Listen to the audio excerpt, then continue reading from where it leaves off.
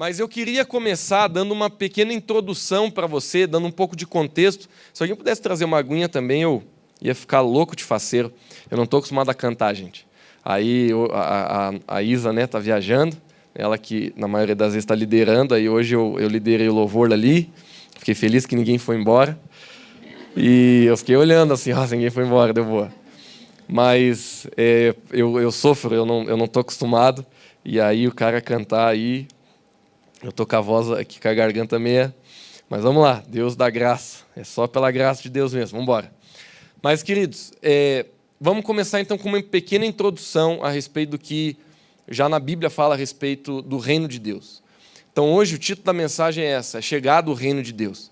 Eu sei que quando fala reino de Deus, a gente olha para isso de um tanto subjetivo, porque a gente pensa, como assim reino de Deus? Queridos, prestem atenção em mim aqui agora. O que é um reino? Eu tenho certeza que provavelmente, obrigado Henrique, provavelmente a experiência que eu e você temos com essa palavra reino talvez veio de filme. Por quê? Porque a gente não vive reino no Brasil, a gente vive democracia.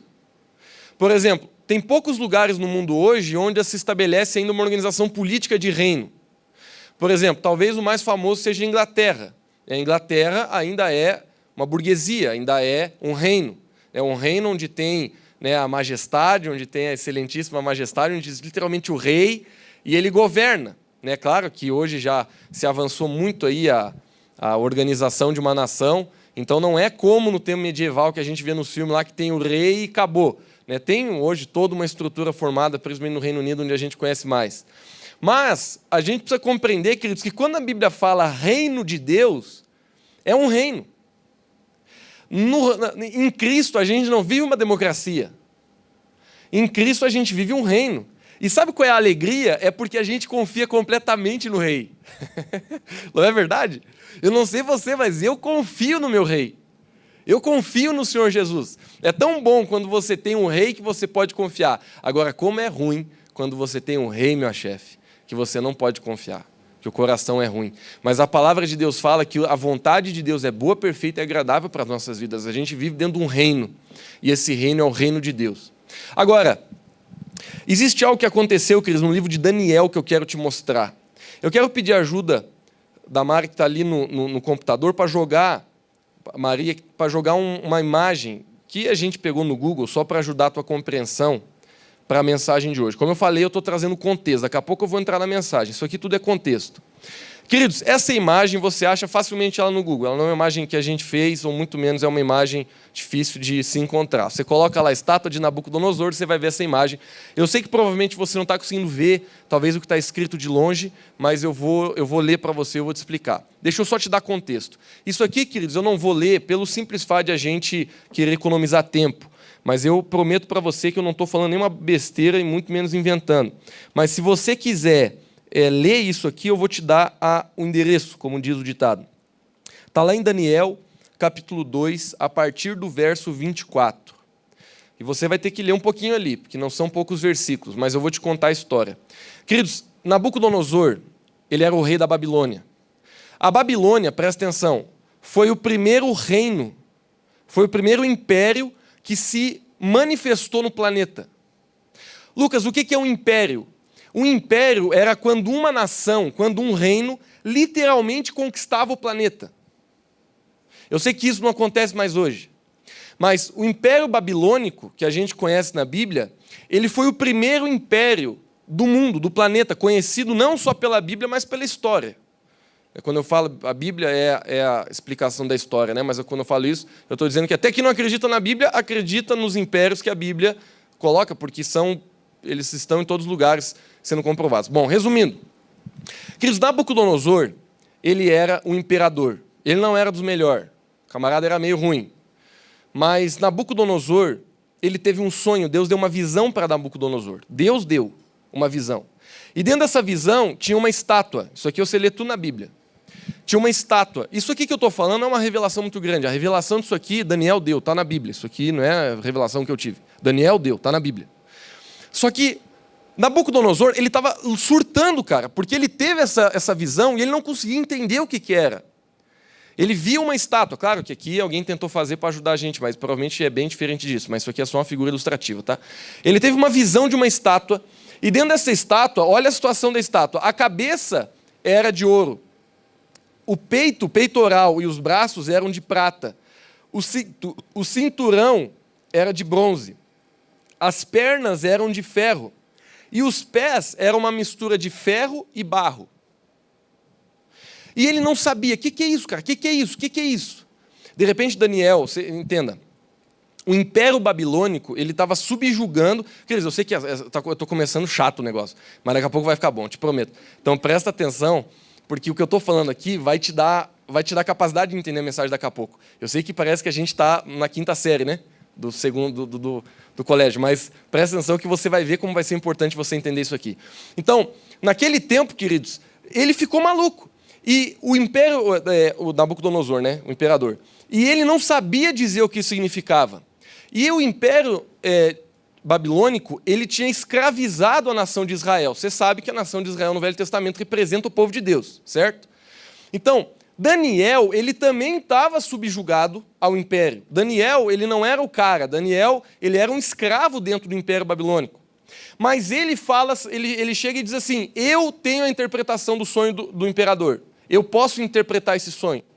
E aí, como o imperador ele estava tão querendo saber mesmo, ele manda chamar Daniel. Está tudo na Bíblia, tá, querido? Eu estou contando um pouco do meu jeito, mas eu não estou adulterando nada. Daniel, ele vai até o imperador. Ele vai até Nabucodonosor. E mesmo sem muito Nabucodonosor contar o que ele viu, Daniel, ele recebe a revelação de Deus e ele começa a decifrar o sonho. Ele diz assim, Nabucodonosor, você viu uma estátua. E ele falou como que era essa estátua. Falou como é que era a cabeça, como é que era tudo ali, do jeito que está ali na nossa televisão. E ele disse assim, a interpretação do sonho é a seguinte, você é a cabeça de ouro. O Império Babilônico é a cabeça de ouro. Mas depois do teu império virão mais 4 impérios. E, queridos, isso aqui é história, tá? Isso aqui foi antes disso acontecer, mas só foi uma profecia. É maravilhoso, cara. Eu não sei se você se fascina com isso. Eu me fascino demais, porque nada disso tinha acontecido. E tudo isso é comprovado pela história. Tudo que Daniel falou aconteceu, antes de tudo acontecer. Está na Bíblia? E ele chega e diz assim, depois do teu império, a Babilônia vai cair, você é a cabeça de ouro, você foi o maior império que já teve sobre essa terra, mas depois de ti virá outro império. Sabe qual foi o império que se manifestou depois do Império Babilônico? O Império Medo-Persa. Medo-Persa. Esse império, queridos, ele veio depois do Império Babilônico.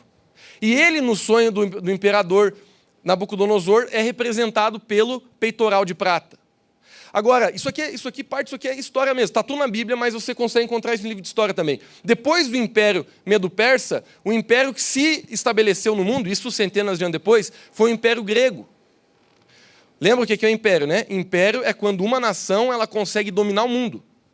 Se você já jogou esses joguinhos de tabuleiro de dominar o mundo, você entende um pouco do que eu estou falando. Eu já joguei. Tipo, cara, você domina o mundo, velho. Você tá mandando em tudo, tipo, até beleza, pode ter o Brasil lá, mas tu domina o Brasil, tu é dono do Brasil, entendeu? Então são impérios que estavam se manifestando. Então depois do Império Grego veio o Império Romano, que é representado pelas pernas de ferro. Eu não tenho tempo para falar do que cada componente representa.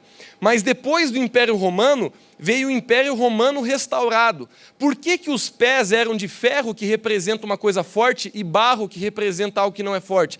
Porque o Império Romano restaurado, que foi o 5º império dentro dessa revelação de Daniel, foi um império dividido. E Daniel, ele fala isso. Cara, é muito massa, velho. Eu aconselho você, leia esse troço. Leia lá, Daniel capítulo 2 e 3. Leia, porque você vai ver como é maravilhoso Daniel, ele falando a revelação do sonho de Nabucodonosor. E ele fala bem certinho, ele diz assim, ó, quando o 5º império se manifestar, vai ter uns casamentos que vai dar BO. Eu sei que eu estou falando na nossa gíria, mas ele falou justamente isso. Algumas pessoas dentro do reino vão se casar e esses casamentos não vão ser bons e por isso vai ter um reino dividido. Queridos, agora presta atenção. De repente a Bíblia diz, isso Daniel falando, leia, queridos, leia porque você vai gostar, eu me empolgo só de falar. De repente a Bíblia diz assim, ó, mas apareceu uma pedra, cortada não pelo auxílio de mãos humanas. Essa pedra caiu no pé daquela estátua, despedaçou a estátua inteira, toda ela virou de pó. E veio o vento e varreu todo o pó que foi gerado pelaquela estátua. Queridos, olha que lindo isso aqui. Quem que é a pedra angular? Quem que é a pedra de esquina? Quem que é a pedra que os homens rejeitaram? Queridos, a pedra que não foi cortada por mãos humanas, isso está falando que é algo divino, é o próprio Jesus. Então, isso aqui, gente, era a revelação da época. Isso aqui todo mundo sabia, isso aqui não estava escondido. Então, todo mundo sabia que o Messias, que o reino messiânico, o Messias, Jesus Cristo, iria se estabelecer no Quinto Império. Vocês estão me entendendo ou não? Então, quando o Império Romano tinha sido estabelecido, por que você acha que teve um momento lá que o imperador romano, está na Bíblia, ele manda matar todas as crianças? Porque já se sabia que o Messias estava chegando. Não sabia quem era, não sabia que dia ia chegar, não sabia como era, todo mundo achou que ia vir flutuando no poder, mudando tudo. De repente nasceu numa manjedoura, numa família pobre, de um jeito maluco que ninguém esperava, e por isso que até hoje os judeus não o receberam. Até hoje, se você for em Jerusalém, os judeus não reconhecem o nosso Jesus como o Messias. Eles ainda estão esperando até hoje vir. Mas, meus irmãos, presta atenção. Todo mundo sabia, era sabido da cabeça da galera, o Messias está para vir. Por quê? Porque nós estamos no Quinto Império. Isso aqui Daniel falou. Ele descreve isso, ele diz, vai vir, ele não falou o nome dos impérios, mas ele falou, depois de um império vai vir outro, vai vir outro, vai vir outro, vai vir outro. E no final do Quinto Império vai vir a pedra. E ela vai despedaçar todos os impérios. De outras palavras, esse negócio de governar o mundo acabou. Depois que a pedra vir, depois que Jesus vir, vai ser estabelecido o reino de Deus. Queridos, agora volta um pouco comigo. Volta no conceito de reino. Queridos, um reino tem sua cultura. Um reino tem suas regras. Um reino tem suas leis. Um reino tem sua forma de as coisas serem feitas e acontecerem. Um reino tem a sua língua, sua linguagem. Um reino tem o seu rei. Um reino, queridos, para ser reino, ele não é reino só porque diz ser reino, não, ele é reino porque parece com o reino. Por exemplo, tenho certeza que você já viu algum filme com reino, né? Esses filmes, por exemplo, Senhor dos Anéis, esses filmes medievais. Eu não sou muito dessa vibe, eu não gosto muito de filme medieval, mas todo mundo já viu algum filme medieval. Então a gente sabe, que todo mundo, que todo reino ele tem suas características. Todo reino ele tem sua forma de fazer, ele tem suas leis. O reino de Deus também tem. O reino de Deus também tem suas leis. O reino de Deus também tem sua forma. Por exemplo, queridos, olha a oração do Pai Nosso. Jesus, ele disse, gente, quando vocês forem orar, ore assim, Pai Nosso que estais no céu. Não está falando para repetir, está falando de tópicos de oração. Sei que você sabe disso, né? Com todo respeito e carinho, né? A gente sabe que às vezes muita gente nasce na família, aprende assim, mas não ora o Pai Nosso, está perdendo tempo. Não que você não possa orar, eu já orei várias vezes, mas você vai ter muito mais eficácia na sua vida se você olhar o Pai Nosso como tópicos de oração. Por exemplo, Pai Nosso que estás no céu, adoração. Santificado seja o seu nome, está falando de honra. Venha a nós o teu reino, está falando de você trazer a vontade de Deus para a terra. Seja feita a tua vontade, assim na terra como no céu. Está falando de você entender a vontade de Deus manifestar através das suas atitudes. E o Pai Nosso que nos dias nos dai hoje. Você pode pedir provisão, é um mandamento, peça. Perdoai as nossas ofensas assim como nós temos perdoado aquele que tem nos ofendido. Lascou. Essa é a parte que a galera pula. Por quê? Porque a gente tem dificuldade nesse trem. Mas, queridos, entenda, Jesus não está falando para a gente pegar, escrever, colar no carro e dizer, faz essa oração que as coisas vão dar certo. Não tem sentido isso. A oração do Pai Nosso é a oração que nos conduz em tempo com Deus. Se você for orar o Pai Nosso, dá 30 segundos. Se você for orar, de fato, o Pai Nosso, dá 3 horas. Se você querer fazer uma coisa com qualidade. Então, a oração do Pai Nosso, ela mesma diz, venha o teu reino e seja feita a tua vontade aqui na terra, como ela é feita, onde o negócio está acontecendo pleno já, que é no céu. O reino de Deus se estabeleceu em plenitude já no céu. Eu estou construindo com você ainda, daqui a pouco a gente vai entrar na mensagem. Perceba, Deus, Ele quer trazer o seu reino para a terra. Deixa eu te explicar uma coisa. O termo apóstolo, que a gente conhece na igreja, ele não é um termo religioso. O termo apóstolo era um termo que os romanos usavam quando eles enviavam pessoas que eram como embaixadores do Império Romano para um lugar onde o imperador queria conquistar. Então, por exemplo, se eu sou um apóstolo romano e eu sou enviado para Otacílio Costa, sabe qual é o meu papel aqui? É mudar as leis, mudar as ruas, mudar o jeito que o pessoal se veste, mudar o jeito que o comércio é, mudar o jeito que as leis se manifestam, mudar a cultura do lugar. Por quê? Porque o propósito de Roma era alcançar e dominar esses lugares. E em um momento, o próprio imperador viria para a cidade. Então, o trabalho do apóstolo era preparar a cultura para que quando o rei, para que quando o imperador, para que quando o rei entrasse naquele lugar, ele se sentisse em casa. Eu não sei se você já está entendendo onde eu estou querendo chegar. Por que você acha que Jesus não veio ainda? Porque a gente precisa preparar o reino. Eu e você, nós somos apóstolos do reino. Por isso que Jesus ele falou assim, ó, eu não posso vir ainda. Porque nós precisamos preparar o reino. Agora eu vou começar a funilar. Queridos, hoje a gente está vivendo um feriado, né? De muita alegria mentirosa, né? De pessoas, o próprio nome já fala, é carnaval, é festa da carne. E a gente sabe que essa alegria aí é passageira, essa alegria nada mais nada menos que um engano, né, que as pessoas vivem tentando afogar a falta de algo verdadeiro usando algo falso. Mas a gente não vai entrar nisso.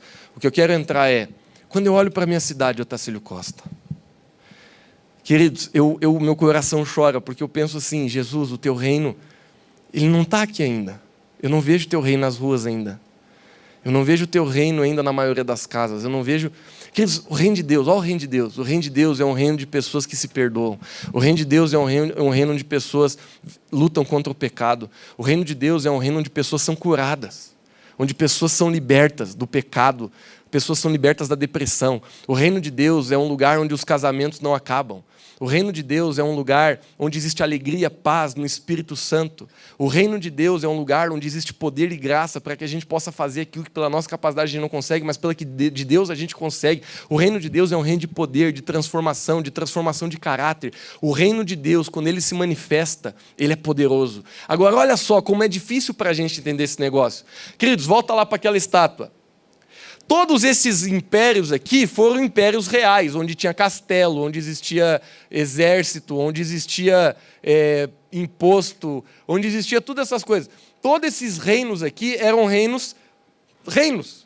E todo mundo sabia que Jesus, o Messias, viria para assumir o reino de Deus. Era uma profecia estabelecida e todo mundo estava esperando, pelo menos o judeu, estava esperando esse negócio. Agora você entende por que os discípulos eles demoraram tanto para entender o negócio, cara? Porque perceba, uma vez Jesus ele subiu em cima de um jumento e foi entrar em Jerusalém. Cara, se tu lê a passagem, tu sente o clima. Tu sente que os discípulos começaram a pensar, é hoje. Rapaz, é hoje que nós vamos entrar no palácio e tomar o negócio. Porque literalmente os discípulos eles estavam esperando um reino visível. Quer ver? Outro exemplo. Uma vez, Tiago e João, junto com a mãe deles, coisa estranha, chegaram para Jesus e falaram assim, Jesus, quando o Senhor assumir o reino, deixa eu sentar à direita e eu aqui à esquerda. Aí Jesus falou assim, vocês não sabem o que vocês estão pedindo. Porque o reino de Deus, ele não vem de exterior aparência. Queridos, olha a cabeça de Tiago e João. Eles eram chegar de Jesus. Eles chegam para Jesus e pedem assim, Jesus, deixa eu ser o ministro do planejamento e deixa eu ser o ministro da Casa Civil. Quando o senhor tomar o negócio, quando o senhor pegar a faixa presidencial, quando o senhor sentar no trono, quando o senhor estiver bombando na parada, deixa nós estar do teu lado. Porque eles não conseguiam entender o reino de Deus. Queridos, tem vários versículos, Jesus tendo que tentar consertar a cabeça deles. Ele falava assim, gente, vocês não estão entendendo. O reino de Deus está dentro de vós. O reino de Deus é a manifestação do Espírito Santo dentro de vós. Só que eles não conseguiam entender. Gente, presta atenção. Jesus chegou a falar para eles, eu vou morrer e ao terceiro dia eu vou ressuscitar. Ninguém entendia. Era tão louco isso que nem o capeta entendeu, gente. Verdade, nem ele entendeu. Jesus, eu creio isso, Deus, ele ocultou isso da cabeça da galera. Por quê? Porque a gente sabe que até Satanás contribuiu para o evangelho. Porque, meu irmão, se Satanás tivesse revelação que a morte de Jesus ia libertar eu e você, ele ia dar remédio para Jesus toda hora. Não morre, meu amigo. Por que Satanás ele tentou intervir para matar? A gente sabe que o próprio Satanás entrou em Judas. É como se ele estivesse falando assim, se você quer que faça bem feito, que faça eu mesmo, né? Está lá na Bíblia, Satanás entra em Judas, incorpora em Judas, para tentar fazer o serviço bem feito. Por que Satanás estava tão empolgado para matar Jesus? Porque ele achava assim, cara, esse cara a qualquer momento vai assumir o trono aí e vai reinar sobre a terra, eu estou lascado. Só que Jesus, eu sei que esse é um termo um pouco errado para usar com Jesus, mas só para o teu entendimento. Jesus tinha uma carta na manga, cara, que ninguém entendia. De repente, olha o que aconteceu. Está na sua Bíblia, eu estou resumindo de uma forma grotesca, mas está na sua Bíblia tudo isso que eu estou falando. Quando Jesus morreu, a Bíblia fala que o inferno entra em festa. Porque eles achavam que eles tinham vencido. Na verdade, eles estavam fazendo um gol contra e comemorando. Eles achavam que eles tinham vencido. Aí a Bíblia diz que ao terceiro dia Jesus ressuscitou, meus irmãos. Satanás não sabia mais o que fazia, o que olhava. Eu creio que o susto foi tão grande na capetada, que eles ficavam pensando assim, meu Deus, a gente não está entendendo mais nada. E olha só, os discípulos entenderam? Não. Porque os discípulos estavam todo aquele tempo com Jesus pensando assim, rapaz, porque ele falava, é chegado o reino de Deus. Gente, presta atenção, a gente lê a Bíblia, a gente para de entender a Bíblia porque a gente lê muitas vezes também. Não estou dizendo que você não deve ler muito, mas a gente vê tanto um termo que a gente não entende. Jesus, cara, desde o início do ministério dele, qual que era a mensagem dele? É chegado o reino. Então todo mundo, quando Jesus falava é chegado o reino, ninguém pensava no reino do coração, que a gente está vendo hoje se manifestando no mundo inteiro. Todo mundo pensava, meu amigo, é chegado o reino de Deus, daqui a pouco ele vai tirar lá o imperador romano do lugar e ele vai assumir aquele trem e nós vamos bombar. Era isso que todo mundo pensava, porque Jesus falava, arrependei-vos porque é chegado o reino de Deus. João Batista, que veio preparar o caminho do Senhor, dizia, arrependei-vos porque é chegado o reino de Deus. Só que quando eles olhavam o reino, eles só conseguiam pensar naqueles reinos, que era o que eles conheciam de reino. Eles conheciam o império de Nabucodonosor, eles conheciam o império grego, eles conheciam o império Medo-Persa, eles conheciam o império romano. É isso que eles conheciam de reino, era o que entrava na cabeça deles. Por isso que o apóstolo Paulo, lá em Romanos, capítulo 12, versículo 2, ele diz assim, transformai-vos pela renovação da forma que você pensa, porque essa é a única forma de você experimentar a boa, perfeita e agradável vontade de Deus. Onde que a boa, perfeita e agradável vontade de Deus se manifesta? Qual é o lugar? No céu. O céu hoje é o único lugar onde a boa, perfeita e agradável vontade de Deus se manifesta de forma plena. Mas o apóstolo Paulo está dizendo que nós podemos literalmente, meus irmãos, trazer o céu para a terra. Mas é pela mente. Todas as barreiras que eu e você temos na nossa vida para ver o reino de Deus se manifestar através de nós, estão na nossa mente. Pecado, insegurança, incerteza, coisas que aconteceram na nossa vida, falta de conhecimento. Mesmo Jesus disse, o povo perece por falta de conhecimento. A gente não sabe o que tem, por isso não usa. A gente não sabe o que tem, por isso não ora pelas pessoas. A gente não sabe o que tem, por isso não evangeliza. A gente não sabe o que tem, por isso que a gente fica parado na igreja sem fazer nada.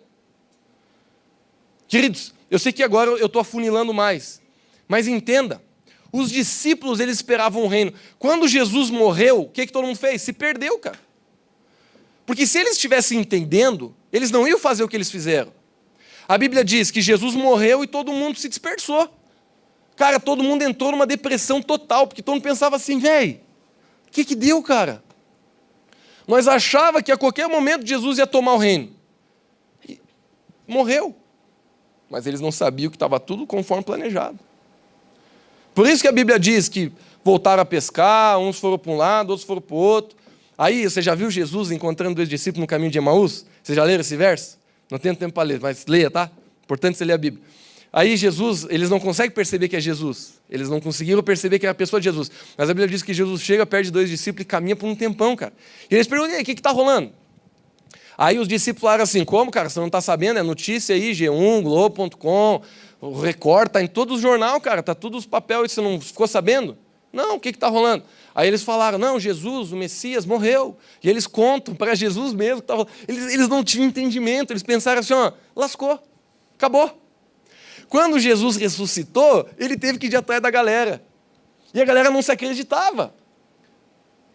A galera olhava para Jesus e não conseguia se acreditar. O próprio Matias, que foi considerado o discípulo incrédulo, ele falou, não creio, não acredito nesse trem aí. Só acredito vendo. Aí Jesus mostrou os buracos na mão, ele, opa. Queridos, a gente tem uma disposição de querer valorizar o que é exterior. Quando Jesus, em todo momento, ele tentou nos ensinar, o reino de Deus está em vós. O reino de Deus está em vós. O reino de Deus é paz, alegria e justiça no Espírito Santo.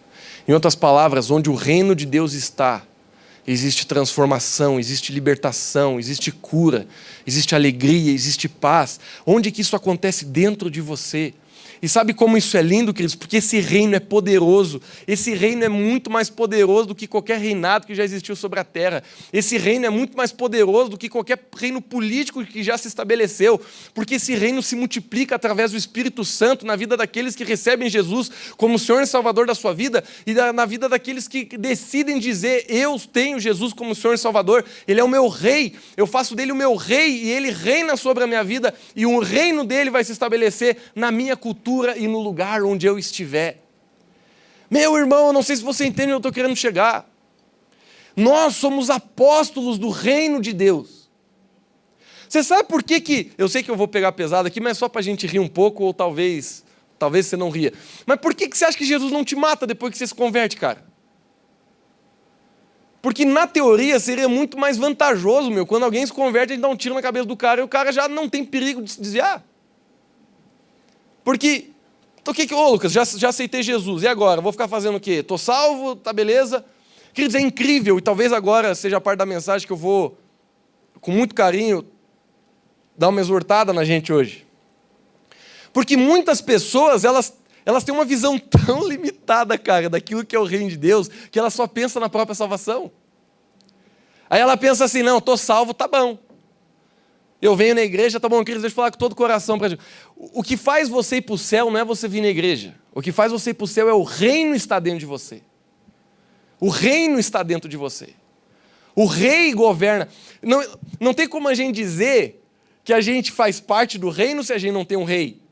Eu sei que a frase é tão ridícula que a gente não precisava nem falar, mas leva a gente a pensar: existe um rei sobre a minha vida? Existe um rei sobre a sua vida? A vontade de Deus é feita através da sua vida? A vontade de Deus é feita através da minha vida? Queridos, a gente tem que se questionar.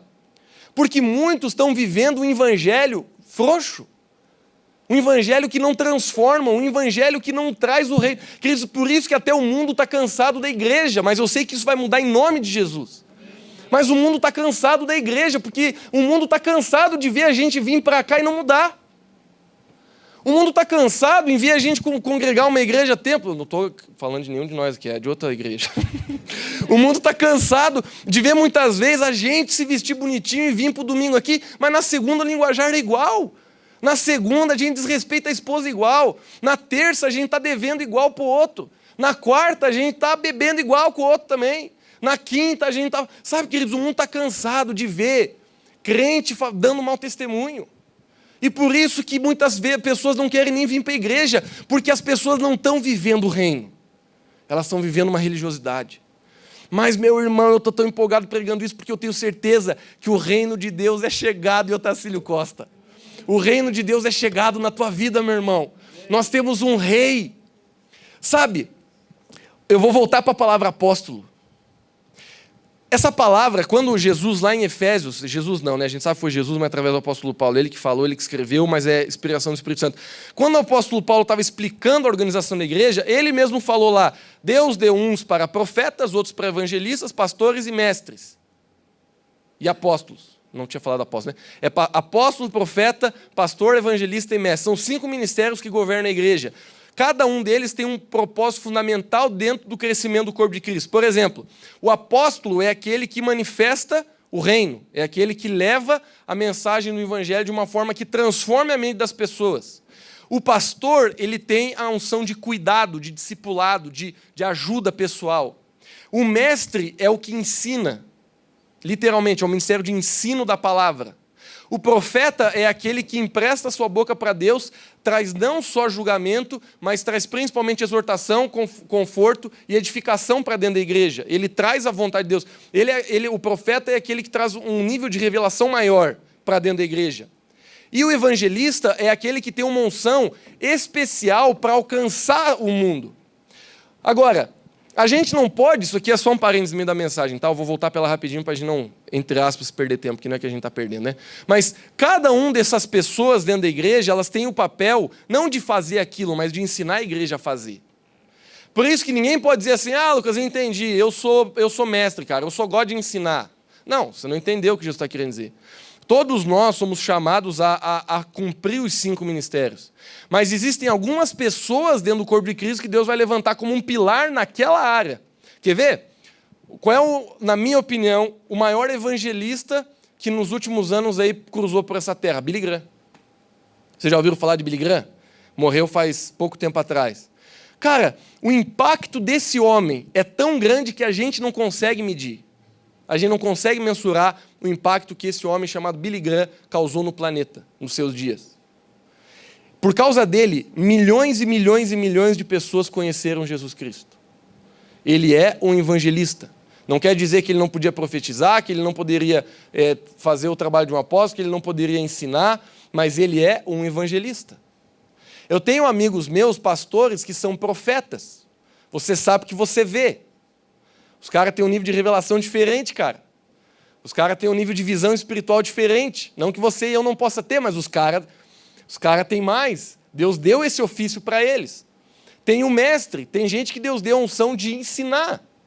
Ou seja, a pessoa já é boa nisso e ainda pode melhorar muito naquilo. Então, onde que eu estou querendo chegar? A função desses 5 ministérios é equipar a igreja a fazer as 5 coisas, não? Então, por que eu estou falando isso? Porque se eu não ensinar certo você pode pensar assim, não, então eu tenho que escolher um desses 5 aí, ver qual que Deus tem para mim e operar naquilo. Não, não é isso. Na nossa igreja, por exemplo, a gente aqui em Otacílio Costa, a gente não tem os 5 ministérios fundamentados no nosso presbitério. A gente é uma igreja pequena, um dia, se Deus quiser, a gente vai ter.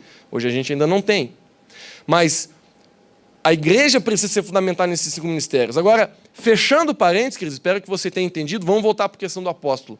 A palavra apóstolo nunca foi uma palavra bíblica, foi uma palavra que o próprio Império Romano usava para aquele esquema que eu acabei de explicar para vocês. De repente, quando Jesus ele foi organizar a igreja, ele usou esse termo, ele fala assim, eu também coloquei uso para apóstolo. Todo mundo olhou assim, louco. Como assim apóstolo? Esse negócio é endemoniado, cara. A gente já viu esse troço acontecendo no Império Romano. Mas Jesus fez questão de pegar o mesmo contexto que o Império Romano usava para que as pessoas pudessem entender o que um apóstolo fazia. Por isso que os apóstolos eles não ficavam parados num lugar. Você já prestou atenção na Bíblia? Nenhum apóstolo construiu uma igreja local e ficou lá. Porque o objetivo do apóstolo não era construir uma igreja local e ficar lá edificando aquela igreja. O propósito principal do apóstolo era edificar uma igreja, saia dali, e edificar a igreja em outro lugar, saia dali. É que nem se você estivesse conquistando o planeta mesmo, cara. Esse era o trabalho do apóstolo, é o trabalho do apóstolo até hoje. Mas o que eu quero que você entenda é o recheio do pacote. O trabalho do apóstolo não tem muito a ver com a questão geográfica, tem a questão a ver com o coração. O apóstolo, ele manifesta a cultura num lugar onde ela não existe. E agora que eu entro, queridos, para o final da minha mensagem. Porque se nós entendemos, se nós compreendemos que a gente está na terra e que a salvação é só a porta, mas viver o reino de Deus é aquilo que a gente chama de vida cristã, a gente vai começar a ver muitas vezes o quanto a gente está desorientado com respeito à nossa vida cristã. Queridos, não se ofenda comigo, porque agora não é que eu vou pegar pesado, eu vou pregar a verdade, você pode olhar na sua Bíblia se eu estou sendo certo ou não, você pode até me julgar. Mas perceba, Deus, Ele falou que cada um de nós, Ele nos enviou, Ele disse assim como eu fui enviado, eu vos envio. Isso são palavras de Jesus aos seus discípulos. Lá no de Mateus capítulo 28, Ele falou assim, depois que Ele tinha ressuscitado, Ele olha para os discípulos e diz assim, toda autoridade agora me foi dada. Por quê? Porque Ele conquistou a autoridade que Ele não tinha, que era a autoridade que o homem tinha dado para Satanás através do pecado. Jesus morrendo por nós, Ele reconquistou essa autoridade que eu tinha dado para Satanás. Ele pagou o preço. Ele me redimiu. Ele literalmente me comprou das mãos de Satanás. E Ele pagou o preço foi seu próprio sangue. Ele resgatou aquilo que eu tinha dado para Satanás. E aí agora Ele olha para os discípulos e Ele fala assim, agora toda autoridade me foi dada. No céu já era, agora na terra. E aí Ele diz, ide. Ide por todo mundo e pregai o evangelho em Jerusalém, Judeia, Samaria e até os confins da terra. Queridos, olha só que coisa interessante. Jerusalém era a cidade deles, cara. Era o lugar que eles amavam. Judéia era um lugar assim, Judéia dá de ir. Samaria, mano, era um lugar que ninguém queria ir. Você sabe disso, na cultura judaica, o judeu nem olhava na cara de um samaritano. Por isso que quando Jesus estava entrando em Samaria, ele vai até a mulher do poço, o texto já diz, né, a cura da mulher, Jesus ministrando a mulher samaritana, ela olha para Jesus e fala assim, como que você, sendo judeu, pede água para mim, sendo samaritano? O estresse já rolava direto, assim, ó, o climão era real. Quando Jesus fala, ide por todo mundo e pregar o evangelho em Jerusalém, show de bola. Judéia, Samaria, e ele fala, até os confins da terra. Sabe o que eu creio nisso aí? Queridos, o mandamento de Deus para a igreja, para mim e para você, Deus nos envia para lugares que a gente quer. Deus nos envia para lugares que tanto faz. Deus vai te enviar para lugares que muitas vezes você não quer. E Deus vai te enviar para lugares que você nem sabe. Se eu tenho um rei, eu preciso receber isso com alegria. E agora que eu quero com muito carinho te exortar, porque muitas vezes a gente está vivendo um evangelho que a gente só quer ficar em Jerusalém. Lucas, eu só quero fazer o que eu gosto aqui na igreja. Isso e outro aqui eu não quero. Evangelizar não é comigo, cara. Evangelizar eu acho que é com outra pessoa ali. Acho que é com a graça é bom evangelizar. Deixa a graça evangelizar por nós tudo. A gente quer ficar em Jerusalém, a gente só quer ir nos lugares onde a gente se sente confortável e bem, a gente conhece as ruas, a gente não precisa de GPS. Mas de repente Jesus falou, você tem que ir para a Judéia também. Judéia é mais desafiador, porque Judéia muitas vezes é a tua família. Judéia muitas vezes são lugares que você tem dificuldade de se relacionar. Judéia muitas vezes são pessoas que você tem dificuldade de relação. Judéia muitas vezes é aquele teu vizinho chato pra caramba. Judéia, muitas vezes, é o desafio lá da tua rua. Judéia vai te desafiar.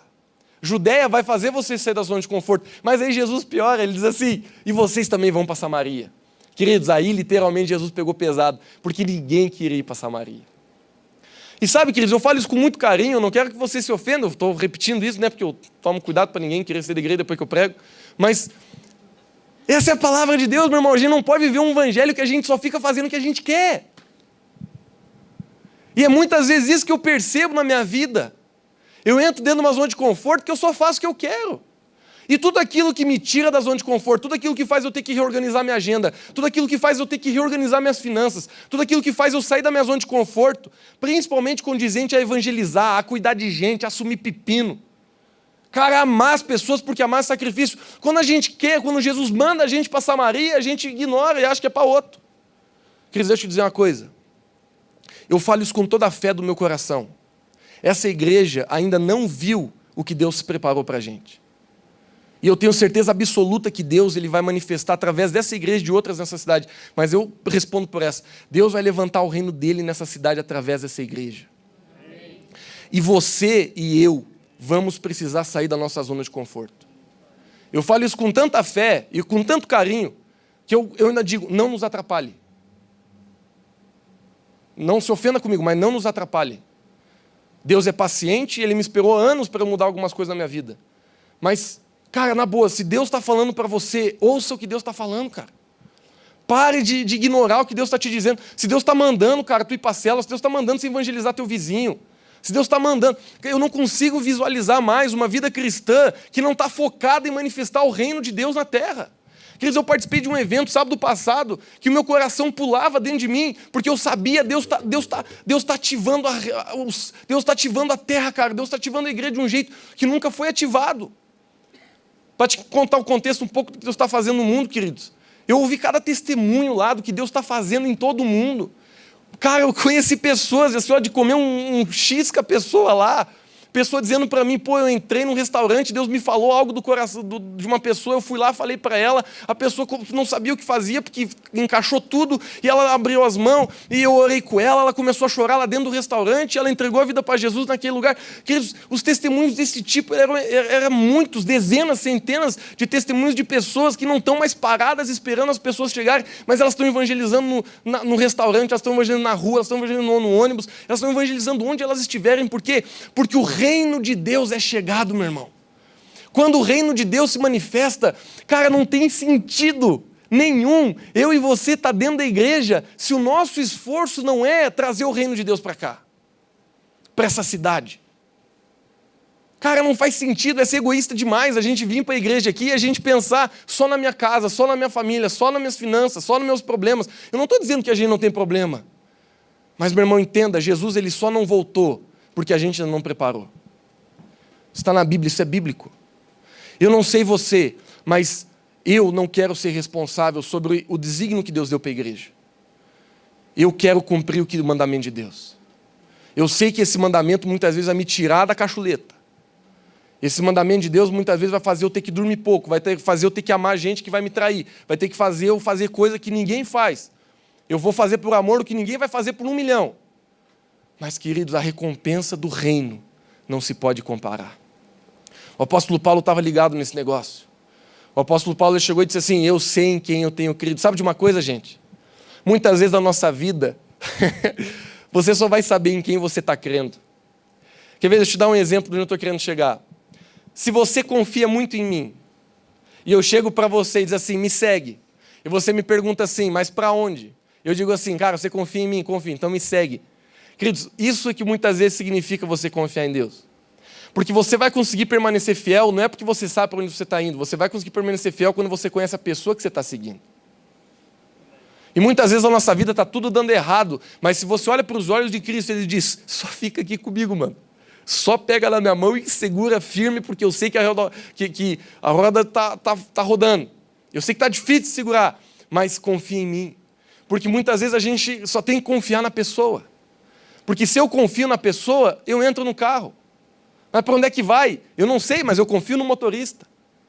Por isso eu tenho paz, porque eu confio no motorista, que ele me ama, que ele tem o melhor para mim e que ele vai me levar para o lugar onde eu preciso ir. E aí, queridos, Jesus ele fala até os confins da terra. Porque os confins da terra é o lugar que a gente nunca foi. Os confins da terra é o lugar que a gente nem sabe que um dia a gente vai. Mas, sinceramente, meus irmãos, Deus, eu estou muito animado porque Jesus ele está liberando algo sobre o nosso mundo que é muito poderoso. E eu não respondo por muita gente, mas eu não quero que a nossa igreja fique de fora. Eu não quero continuar tendo que ver o YouTube para ver milagre. Eu não quero ter que ficar lendo o livro para ver milagre. Eu quero ver os milagres acontecerem nessa avenida, cara. Eu quero ver aqueles jovens ali. Eu entrei hoje aqui, rindo para não chorar com o tio Adair, dizendo os caras nem pecar, sabe, velho? Porque fico, com todo carinho eu falo isso, né? Fico que nem uns tontos ali, passando vergonha. Caramba, velho, eu olho para aquilo, eu penso, eu sei que eu tenho que ter paciência, não adianta se indignar muito agora, mas eu sonho com o dia que em vez de esses jovens estar bebendo, a gente vai encher essa avenida de jovens para louvar o Senhor. E eu sei que isso é possível. Eu sei que isso é possível. Se eu e você entendemos que nós somos embaixadores do reino de Deus. Cara, eu quero jogar, antes de a gente ir para a parte da ceia e orar, eu quero jogar o teu pé um pouco para baixo. Cara, o que é o teu Jerusalém? O que é a tua Judéia? O que é a tua Samaria? O que é os teus confins da terra? Eu vou te ajudar. Deus não chamou você para estabelecer o reino de Deus lá na África agora. Deus chamou você para estabelecer o reino de Deus na tua rua. Teus amigos mais chegados, que não conhecem Jesus ainda, cara. Teu trabalho, eu tenho certeza que todo mundo aqui trabalha com um monte de gente que não tem o reino de Deus. A gente está cheio de gente ao nosso lugar, ao nosso redor. E essas são as pessoas onde Deus nos chama a levar o reino. Essas são as pessoas. Se você está na faculdade, cara, a faculdade é o teu Jerusalém, é a tua Judéia. Sabe, eu sei que tem pessoas que você não quer conversar de Jesus. Talvez ele seja o teu Samaria. Eu sei que tem coisas que você não quer fazer. Talvez, vou ser bem sincero, eu sei porque já foi na minha vida, talvez Samaria seja evangelizar para você. Você não quer evangelizar. Você está louco para que Deus apareça na tua frente e diz assim, não te fiz para evangelizar, só fiz você para ajudar em algum ministério. Eu sei que tem um monte de gente que está louco para ouvir isso de Deus. Eu sei porque eu estava. A minha vida inteira eu queria isso. Eu queria conformismo. Minha personalidade, minha baixa autoestima e minha insegurança me levou para esse lugar. Onde eu só queria estar em um lugar que eu pudesse controlar tudo. E eu não me desafiava a nada. Então eu não queria subir em palco, eu não queria pegar o microfone, eu só queria cuidar do retroprojetor, que naquela época nem tinha computador na igreja. Eu só queria fazer aquilo que não me desafiava e que eu não precisava ser visto por ninguém. E é isso que eu fiz durante anos. É isso que eu fiz durante muito tempo. Porque eu não conseguia entender que eu estou nessa terra para manifestar o reino. E sabe o que é o perigo, gente? A gente viveu um evangelho tão pequeno que o evangelho só muda a nossa vida e não muda a vida de mais ninguém. Cara, graças a Deus porque você mudou. Gente, eu fico feliz mesmo, assim, ó. Todo mundo que está aqui eu conheço quase a maioria de perto. E é notório assim, o tanto que todo mundo foi transformado por Deus nessa igreja. O quanto que Deus mudou, transformou. Meu Deus do céu, quanto que Deus tem feito em você e através de você. Mas, meu irmão, o reino de Deus, ele não foi feito para ficar dentro de nós. Ele foi feito para... Por isso que a Bíblia diz que rios de águas vivas fluirão do nosso interior, não diz um lago. Porque o rio nunca foi feito para ficar num lugar. O rio foi feito para percorrer. Por isso que a Bíblia nos compara com um rio. Porque o reino de Deus é como um rio. Por isso que eu digo, meus irmãos, eu sei que eu estou pregando hoje uma mensagem que eu quero que você levante os teus olhos para você ver para onde a gente está indo. Porque isso que eu estou pregando não vai acontecer na nossa igreja em 2, 3 semanas. Isso talvez demore meses para a gente mudar dentro da nossa igreja. Mas essa noite eu quero que você levante os seus olhos para você ver para onde Deus está nos mandando. Deus está nos enviando para um lugar de desconforto. Deus está nos enviando para um lugar que nós vamos ser testados. Deus está nos enviando para um lugar onde nossa insegurança vai ser trabalhada. Mas adivinha, é o melhor lugar para estar. É o lugar de mais prazer, é o lugar de mais alegria. É o lugar que uma vez que você pisa, você não quer voltar atrás. Porque a melhor coisa da vida, meus irmãos, é viver o reino de Deus. Olha só, os discípulos, quando Jesus morreu, todo mundo saiu correndo. Jesus ressuscitou e enviou. Ele nem ficou, mandou o Espírito Santo, que ele falou que era mais jogo. Aí o Espírito Santo veio habitar dentro do coração de todo mundo. Dia de Pentecostes, veio o vento, chacoalhou todo mundo, parecia que todo mundo estava bêbado. E aí Deus veio habitar dentro de todo mundo. Espírito Santo conduzindo, palavra de conhecimento, profecia, poder de Deus. Chegou uma hora que o suor de Pedro curava a galera. A sombra do homem. O reino de Deus veio, o poder se manifestou, as coisas aconteceram. E aqueles discípulos que um dia, quando Jesus foi pego, fugiram, no final da vida estava assim, ó, estou aqui. Quer me matar? Estou aqui. E adivinha, dos 12, só um não morreu na espada. Dizem que Pedro foi morto de cabeça para baixo na cruz. Diz que alguns deles foram queimados vivos. E todos eles concluíram a vida dizendo, eu não vou fugir, porque o melhor lugar para estar é aqui. O apóstolo Paulo, cara, entendeu tanto esse negócio que um dia ele levou um pau. E eu estou sendo literal, eu sei que eu falo nos meus termos. Ele levou um pau, e aí ele saiu da cadeia, tudo machucado, dizendo assim, cara, eu sou muito sortudo, velho. Eu apanhei por causa de Cristo. Cara, sabe, querido, isso aqui não é porque o cara bateu a cabeça. Não é porque o cara está desmiolado. Não é porque o cara pegou um sol, a palavra foi muito forte. É uma pessoa que entendeu que o melhor lugar para estar é no reino. Porque essa vida aqui, meu irmão, a Bíblia diz que é como neblina. Que quando você vê, já foi. A Bíblia diz que é como flor, que mostra a sua glória e de repente se vai. E esse é o tempo que Deus deu para mim e para você de estabelecer o reino dele nessa terra. Tem uma frase que um grupo que eu faço parte, que é o GKPN, usa como slogan, que diz assim, toda geração tem sua chance de mudar o mundo. E essa é a nossa chance. Queridos, eu não estou olhando agora para a Europa, para a África, eu estou olhando aqui, cara, para essa avenida. Estou olhando para a tua rua, para a tua família. Para pessoas que, porque a gente está pecando, porque a gente está inseguro, porque a gente quer ficar numa zona de conforto, porque a gente não quer assumir Cristo, elas não estão recebendo Jesus. Porque a gente não quer se posicionar como crente de verdade, muitas pessoas estão lá, cara, sofrendo. Porque a gente não tem muitas vezes coragem de chegar e dizer assim, ô cara, você está com dor de cabeça, deixa eu orar por você. Ou você está depressivo, deixa eu pôr a mão sobre você. Você está com problema no teu casamento, vem cá que eu quero orar por você, vem para a minha igreja, vem para a minha célula, vem lá na minha casa, vamos tomar um café, eu quero conversar contigo, eu quero falar o que Deus fez na minha vida, eu quero ministrar o que Deus fez no meu coração, no meu casamento, vem cá. Porque eu e você, muitas vezes, a gente não está literalmente dizendo, Jesus me faz embaixador. É que muitas vezes a gente não está manifestando o reino. Querido, Jesus ele vem para um lugar onde o seu reino está estabelecido. E eu creio que nós aqui em Otacílio Costa temos um trabalhão pela frente. Mas o que me anima, queridos, é saber que o Espírito Santo de Deus está conosco. Ele está ali. A gente não tem que fazer nada, Ele vai fazer através de nós. Eu estendo a mão, quem cura é Ele. Eu falo, quem toca é Ele. Eu ministro, eu jejuo, eu busco a Deus, mas quem faz é Deus.